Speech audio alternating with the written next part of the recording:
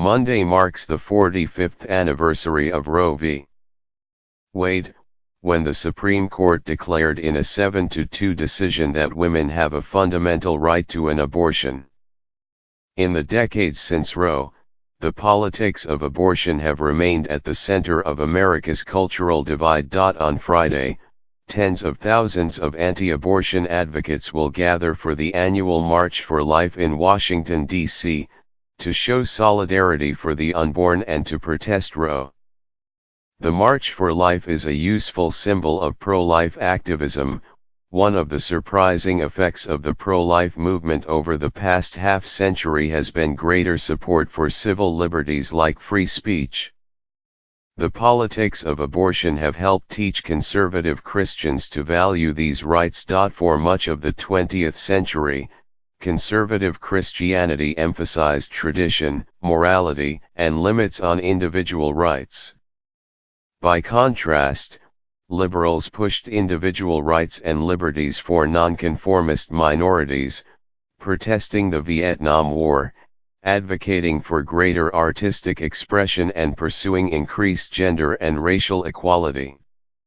Conservatives, especially many religious conservatives, were generally opposed to these rights arguments and the groups that claimed them. In this way, the culture wars of the 1970s and 1980s pitted progressives, who wielded individual rights arguments, against traditionalists, the silent majority or moral majority, who countered that rights should be limited to protect community morality. So while the anti-abortion movement is often considered central to traditionalist culture war politics, it also has an individual rights approach, owing to its progressive, largely Catholic, roots.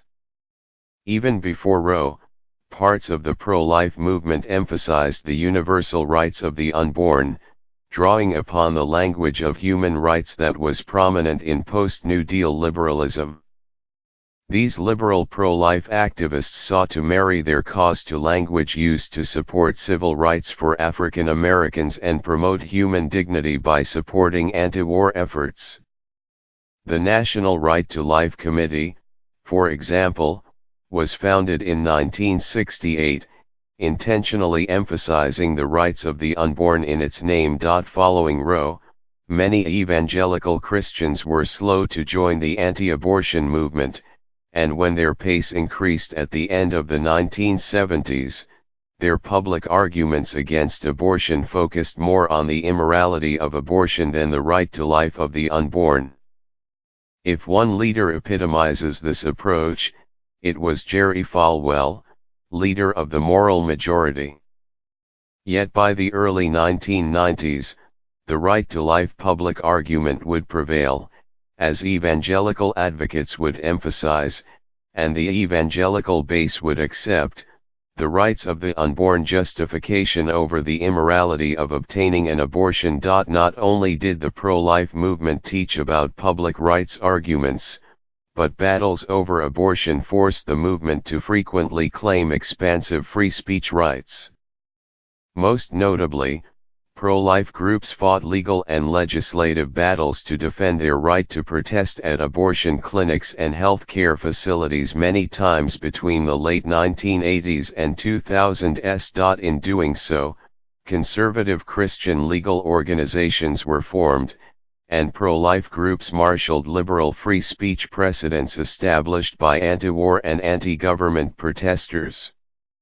In the most recent abortion protest case decided by the Supreme Court in 2014, McCullen v. Coakley, several conservative Christian groups filed a brief arguing that the court should strike down a buffer zone outside a clinic in Boston.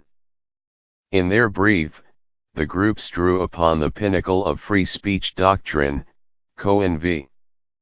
California, in which the court in 1971 overturned a young man's citation for wearing a jacket with a vulgar anti-war slogan on it in a courthouse. These conservative groups claimed for themselves a precedent they would have despised 4 decades ago. These conservative Christian groups are not just using these precedents when it serves them, they have also been supporting free speech cases when abortion is not directly involved. For example, many defended the student who was suspended for holding a Bong Hits for Jesus banner at an Alaska school event in Morse v. Frederick in 2007. In this case and others, the controversial advocacy was justified by saying it was necessary to carve out space for pro-life speech. Conservative Christian support for free speech has also grown among the rank and file, according to the General Social Survey, a nationally representative survey conducted about every 2 years since 1972. While non-black evangelicals had one of the lowest levels of support for the free speech of atheists, gays, and lesbians, communists, racists and militarists in 1976, they now nearly match non-evangelical levels of support. Evangelicals increased their level of support for free speech by almost 50% from 1976 to 2014, while non-evangelicals increased it by 15%. The survey data also show that abortion views are related to the public's views on free speech, even accounting for other political and demographic characteristics. Evangelicals are generally less supportive of controversial speech than the general population. Before 1990, evangelicals with stronger pro-life views were even less supportive of free speech. But by 2000, the relationship between abortion views and free speech for evangelicals changed. Evangelicals who have more pro-life views are more supportive of free speech than those with more pro-choice views. The politics of abortion have been teaching conservative Christians about the value of free speech. Certainly, their commitment to civil liberties has been episodic. There are incidents that reveal the lack of consistent support. But over the past half-century, right-to-life advocacy helped advance the values of liberalism. As we reach the 45th anniversary of Roe, the abortion wars still often seem intractable. But over the course of these battles there has been an unlikely secondary victory for civil liberties, specifically free speech. Perhaps this is some needed salve for the wounds inflicted by our culture wars.